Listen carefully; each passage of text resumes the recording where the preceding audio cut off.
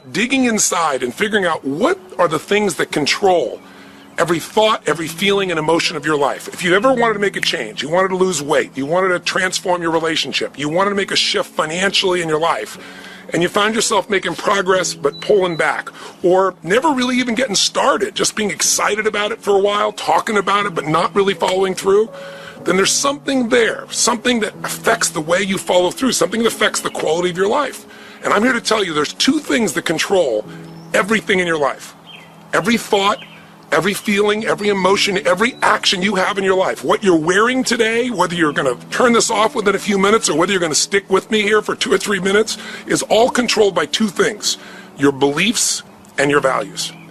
Whatever you believe, if you think life is just a waste of time, doesn't matter what you do, or you're big boned, then obviously you're not going to go for it. You're not going to try to lose weight. You're not going to go push for that next level of your career or your finances or your relationship or anything else.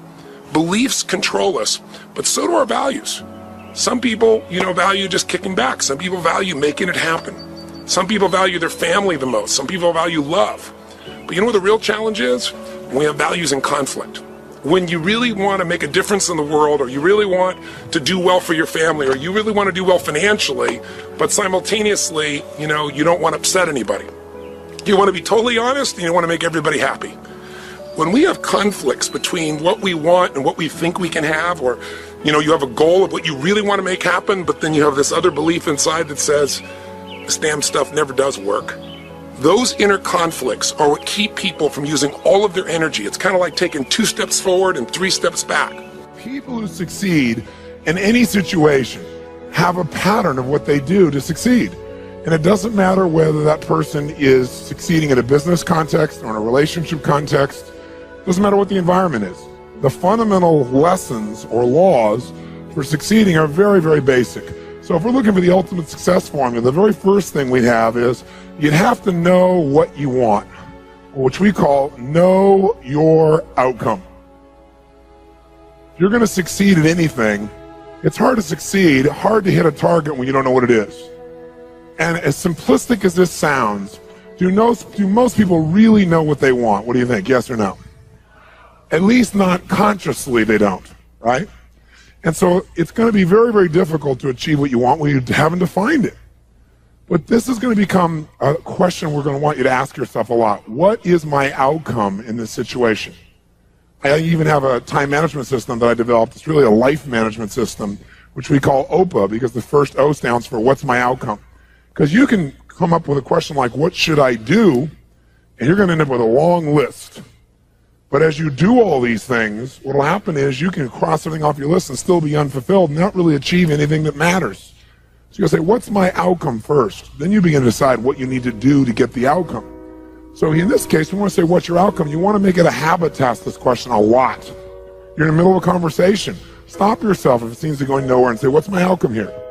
Do I want to connect? Do I want to influence this person? Do I want to learn something? What's your outcome? For example, how many of you have ever been caught up in an argument and you even forgot what you're arguing for, but you knew you had to win? How many been there? Say aye. Okay, if in the middle of that argument you were to ask yourself the question, what's my outcome here?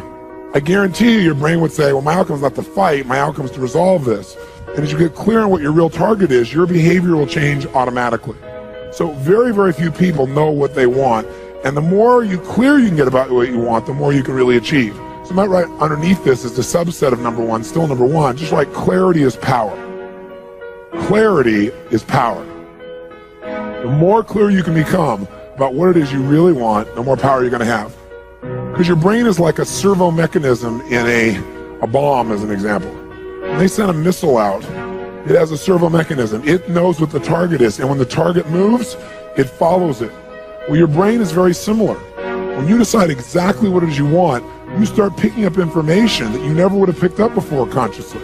For example, have you ever bought a particular car maybe, or maybe a certain outfit, and then all of a sudden you see that car or outfit everywhere? How many of you got that experience? Say aye. Well, was that car outfit already around you all the time? Yeah, but you didn't notice it because there's a portion of your brain that is responsible for one thing, and that is screening out 99% of what you see, hear, and feel in life. Because if you were to notice everything that's going on in this room right now, you go stark raving mad. But most of you don't. You pay attention to a small number of things. If you could right now, notice what? Millions of things. You could notice my voice. You could listen to what I'm saying. You could notice what's going on in the background, the screens. You could hear the air conditioning. You could smell your neighbor after all that jumping up and down, and notice that. Right? You could feel that maybe a little sweat trickling across your chest or whatever was going on after all that jumping up and down. You could feel the blood maybe vibrating or circulating through your left eardrum, but you don't think about those things, so maybe I mention them or something triggers it. So this part of our brain that's responsible for deleting most of our thoughts and most of the things that are going on around us, that part of our brain, when it knows what you want, it makes you notice those things. You suddenly see that car because it's important. It's called the reticular activating system. You don't have to write all that down. For short, it's called RAS. The reticular activating system tells your brain what to pay attention to. So when you say, this is what I really want, now anything that relates to that you wouldn't have noticed before will start popping up into your focus. And a lot of times people say, it's amazing. I decided this and it was kind of, synchronicity. These things started popping up. Well, these things were probably around you before, but you never noticed them because you hadn't decided your outcome. Now, when you know your outcome, you're ahead of 95% of the population. But that's not enough. The second thing you got to know is a lot of times you know your outcome, but you lose your drive. You want something, but you forget the most important thing, which is know why you want it. Know why you want it. You got to know the purpose. In our OPA training system, when people are managing their lives, we have them ask, what's my outcome? And then why do I want this? Because any person successful, really successful, knows exactly what they want and they know why. The reason you gotta know why is, remember I said yesterday, reasons come first, answers come second. You get enough reasons, you can get a big enough why, you can figure out how to do about anything, but you gotta have purpose, because purpose provides drive. Now, if you know what you want and you know why, you're light years ahead of most of the population, but you gotta go to the step that most people seem to avoid, and that is you gotta take massive what? That's right, and the key word there is massive. Massive action can be a cure-all when you know what you're after and you know why you want it. Because when you know what you're after, when you take action, you won't just be expending energy. You'll be moving yourself in a direction towards something you really, really want. And by the way, last night we called taking massive action personal what? Power, which means the ability to take action. And what stops people from taking action? Primarily what? Fear. And the way you get over that fear is, what do you think is the number one fear most people have? Failure. And the reason is they feel if they fail, they won't be loved. They'll be rejected. They'll be hurt. They'll be judged. So what they really are afraid of is losing love. And they think that this rejection, or I should say this failure, will lead to that rejection or loss of love. The truth of the matter is, you can't fail unless you don't try. If you try something that doesn't work, you just learn from it, and that'll make you better the next time you go about it. Now, if you know your outcome, know why you want it, and take massive action, you're now in the most small percentile of people on the planet. So what's the next step, though? Well, you can take a lot of action and get caught up in a pattern. Like, become so determined that you became like tunnel vision, like, I know this is going to work. And so you keep running east looking for a sunset with total certainty and a lot of belief. High standards still doesn't work. So what you have to be able to do to succeed so you don't get caught up in some old pattern is you got to know what you're getting. Know what you are. Know what you're getting. The word we use for this, as for short, is we call it sensory acuity. Sensory acuity is the idea that you want to become acutely sensitive to whether what you're doing is working or not. You don't want to just say, okay, I know what I want, I know why I want it, I'm just going to make it happen, this is how I'm going to do it. You keep hammering it, hammering it, hammering it, doing something that doesn't work. And people do this all the time, right? Do the same thing over and over again, expecting a different result. That's called insanity. You can't do the same thing again and again, expect a different result when you can see it doesn't get the result. But we get caught up in our patterns. So we want to get really sensitized, acutely sensitized, sensory acuity, to whether what we're doing is working or not. And by the way, sensory acuity is really the measure of a person's intelligence. What I mean by that is, how do we measure intelligence? Intelligence is a measure of the number and quality of distinctions you have in a given situation. Like, for example, if you talk to Eskimos, that's actually not the politically correct term anymore, I guess it's Inouye. If you talk to an Inouye, what we formerly called Eskimos, you'd find out that Inouye have more than a dozen words for the word snow. More than a dozen. Now, I'm from Southern California. Guess how many words I have for snow? One. I don't see any of it. It's called snow, baby. right? But they got to know what kind of snow. They got to make more refined distinctions to be effective in the world, to get their outcomes. They got to know what kind of snow you can build an igloo out of, what kind of snow you can take your dogs through, what kind of snow you can eat, right? What kind of snow you're going to fall through. So who has more intelligence, who has more power in that snowy environment? The Eskimo or me? Which one? Eskimo, because they have more sensory acuity. They have more refined distinctions about what each of these elements mean versus I just see it as snow. Now, if you took that Eskimo and you stuck him in my car in Los Angeles, then we'd find out that maybe I have a little more intelligence because he might try to steer the thing using the rearview mirror, right? He just doesn't know. So since he doesn't have that acuity, he doesn't have those distinctions, he wouldn't do terribly well there. See, some people I could hold this up and I could say, what is this? And they'd say, well, it's a cylinder. Other people say, no, that's a blue, white, and black cylinder. Someone else says, no, that's a blue color marker. A few people say, no, that's not just a blue color marker. That is a Pilot super color, bride and wad color marker, and if you get it in your clothes, it'll never come out. Now, which one of those people has more power? 1, 2, 3, or 4? 4, because they have the largest number of distinctions. So now, if you know your outcome, you know why you want it. You got your purpose. You got your drive. You got your A and OPA. This is outcome, purpose, action. You know the massive action. You're taking action, and you notice if it's working. What happens if you notice it's not working? You're taking action, but it's not getting you closer to your outcome. What's the obvious 5th step? The 5th step is change your approach. Change your approach. If what you're doing, your acuity says is not working, change it. Now, what if you change your approach and that's still not working? Then what would you do? What would you do? Come on, what would you do? Change it again. Keep yourself in a peak state. Sit up in your chair. Some of you have gone back into that deep hypnotic state of learning, I can see. And what if you tried that and it didn't work? Then what would you do? What if that doesn't work? What do you do? And what if that doesn't work? What do you do? What if that doesn't work? What do you do? What if after all that it still doesn't work? What do you do? And what if you try that and it doesn't work? How many times? Until you find out what works. Do not say to yourself, I've tried everything. That's bull. If you tried everything, you'd have what you want. Well, I haven't tried everything, but I've tried millions of things. Millions?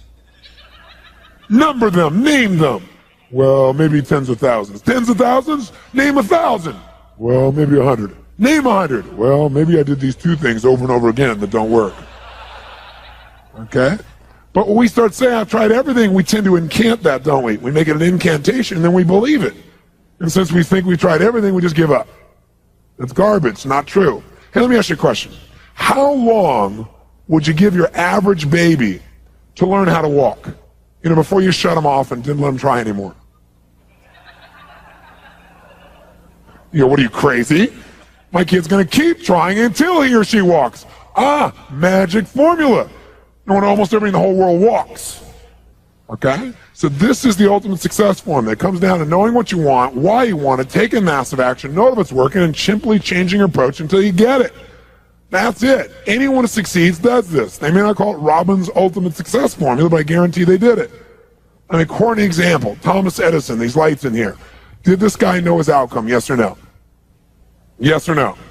He was absolutely clear. Without knowing the outcome, he couldn't have built that in a million years. It didn't exist before. He had to decide he wanted to create this result without the use of candles. Did he know why he wanted to do it? You bet. You read his writings, this man had a sense of incredible purpose and drive. Did he take massive action? Yes or no? Oh, yes. Tens of thousands of experiments. Did he notice when it wasn't working and learn from it? Yes or no? Did he keep changing his approach? That's why right now in this room we don't smell candlelight. Right? Now, if you know the old story of him, it was written about him in his early days. He says he's got his best friend with him. He's doing this experiment, and as he's doing it, he creates a small explosion, which shakes the room, scares both of them very, very severely.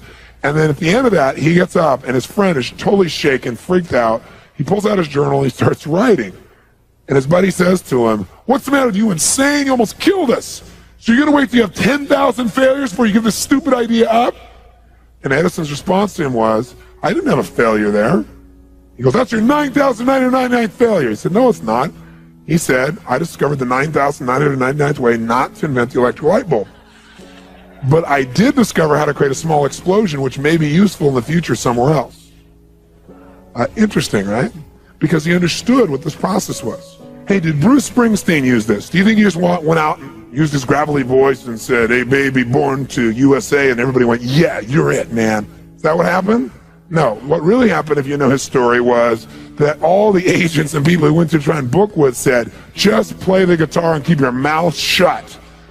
Your voice is gross sounding. It's gravelly. It's irritating. No one's going to like the stuff. Keep your mouth shut and play the guitar. But he knew what he wanted. He had all the drive you can imagine, knew why he wanted, took massive action, kept changing his approach until he got what he wanted. How about Sly Stallone, Sylvester Stallone, Rocky? Rocky's story is this even, right?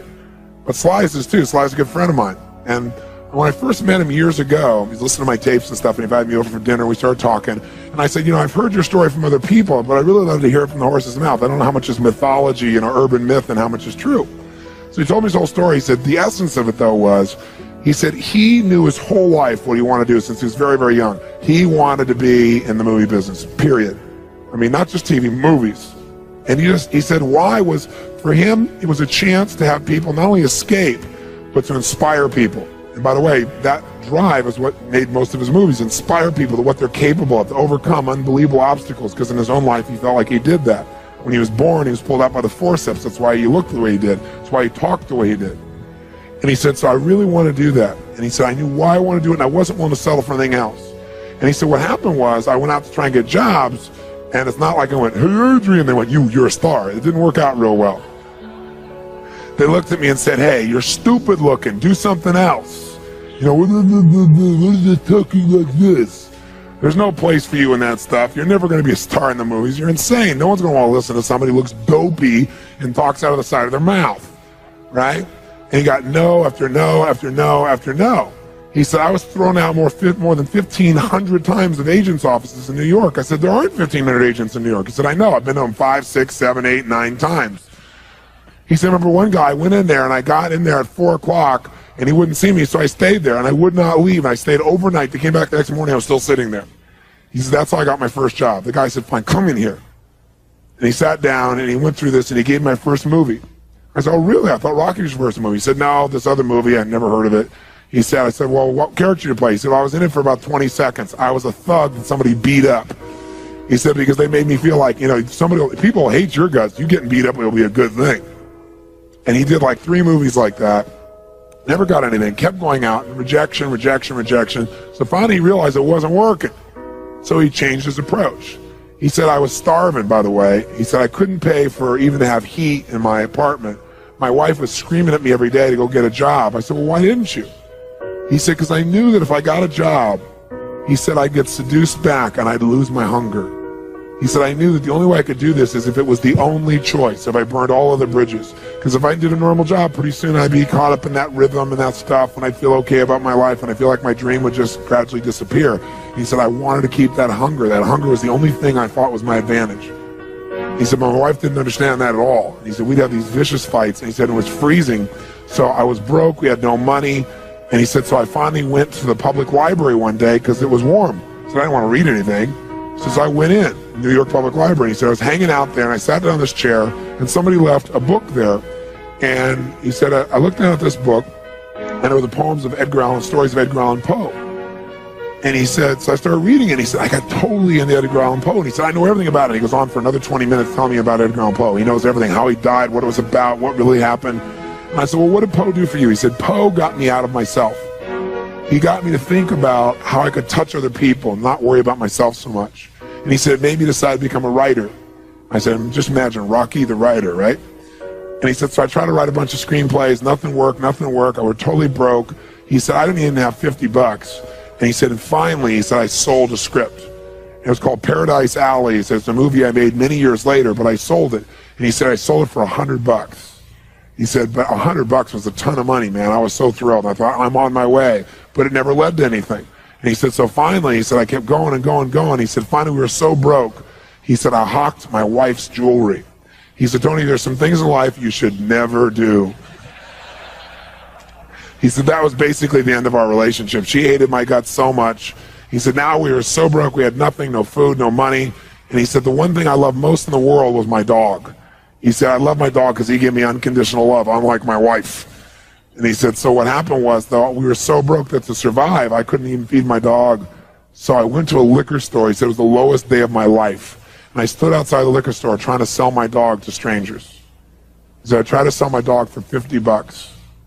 And he said that finally this one guy negotiated with me and bought my dog for me, my best friend on earth, for $25. He said, I walked away from there and I cried. He said, it was the worst thing that ever happened in my life. He said, 2 weeks later, I'm watching a fight between Muhammad Ali and Wepner, this white guy that's getting bludgeoned but just keeps on coming even though he gets the hell beat out of him. And he said, I got an idea. He said, as soon as the fight ended, I started writing. He said, I wrote for 20 straight hours. I did not sleep. I wrote the entire movie in 20 hours straight. Right then. Saw the fight, wrote the movie. Whole thing, done. He said, I was shaking at the end. I was so excited. He said, I really knew, man. I knew what I wanted. I knew why I wanted it. He said, just like you teach that formula. He said, but I said, man, I took the action. Now it's time to deliver. And so he said, I went out and started trying to sell it to agents. And they all would read it and they'd say, you know, this is predictable. This is stupid. This is sappy. He said, I wrote down all the things they said and I read them the night of the Oscars when we won. And he said, it was really good, right? The greatest revenge is massive success. And he said, so what happened was, he said, I kept going, trying to sell it, nobody going, I'm broke, I'm starving. He said, finally, I meet these guys, they read it, and they believe in the script, and they love it. And they offer me $125,000 for my script. I said, oh my God, you must have been out of your mind. He said, I was. I said, just one thing though, guys, you got a deal based on one thing. And they said, what's that? He said, I got a star in it. They went, pfft. What are you talking about? You're a writer. He said, no, I'm an actor. He said, no, you're a writer. He said, no, I'm an actor. That is my story, and I'm Rocky. He said, I got to play it. You know, I got to be the head person. I got to be the starring role. And they said, there's no way. We're not going to pay you $125,000, take some no name and stick you in that and throw our money away. We need a star, you know? And they want to have Ryan O'Neal play Rocky, to give you a picture. Can you imagine? That's who they'd picked, right? And so he said, no way, Ryan O'Neal's in Rocky, I'm Rocky, went through this whole thing, right? They finally, they said, well, take it or leave it. He said, I left the room. I said, if that's what you believe, you don't get my script, and he left. Here's a man with no money, none, totally broke, offered $125,000 more money he'd seen in his lifetime, and he walked away because he knew his real what? Knew his real what? And why he wanted it, he was committed to it. So he said they called him a few weeks later, and they came and brought him back, and they offered him $250,000 not to star in his own movie. He turned it down, $250,000. They came back, their final offer was $325,000. They wanted this thing. He said, not without me, and they said no. They finally compromised, and they gave him $35,000 and points in the movie, because they said, if this is going to happen, then you're going to take the risk with us. And the bottom line is, we don't think it'll work, but at least we won't spend a bunch of money on you. And they only spent $1 million to make Rocky, and it grossed $200 million at the time. I mean, it was done pretty well. But what's interesting about this is, I said, what'd you do? I mean, even $35,000, it's not $250,000. That's a lot of money when you don't have 25 bucks. I said, what's the first thing you did? I figured you went out and partied or something. He said, I went to that liquor store for 3 straight days and hoped that the man who had my dog frequented the store. He said, because I want to buy back my dog. I thought that was so cool, right? That was really cool. I said, what happened? He said, third day I was there, this guy walks by, and I see him, and I can't believe it, and there's my dog. And I looked at him, and I said, sir, remember me? And he said, it's been about a month and a half by the time this had all come about. And he said, remember me? You know, I'm the guy who sold you the dog. And I goes, yeah, I love the dog. He said, look, he said, I was so broke, I was starving. He's my best friend. I'm sure you love him too, but I gotta have him black. Please, I beg of you. He said, I'll pay you $100 for the dog. I know you paid me $25, but I'll give you $100. The man said, absolutely not, no way. It's my dog now, you can't buy him back, right? And Sly said, you know, Tony, you know how you say know your outcome? I said, yeah. He said, I knew it. And he said, I kept changing my approach, so I went $500 for the dog. The guy said, absolutely no way. He said, $1,000 for my dog. The guy said, no amount of money on earth is ever going to get this dog for you. I said, what'd you do? He said, I knew my outcome, right? Because he listened to these tapes, kept to him. He said, I decided to take massive action. He said, I got my dog. I just kept changing my approach, so I got it. I said, what'd it cost you? $15,000 and a part in Rocky. The guy's in Rocky.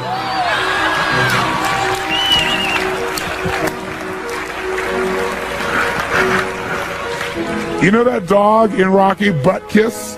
That's Sly's real dog, right? That's the dog. He bought him back. So he put his dog in the movie, and he put the guy in the movie and paid $15,000 while he had $35,000. Isn't that pretty cool? Pretty awesome.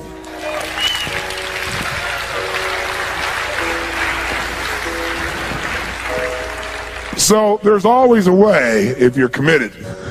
Just got to keep changing your approach.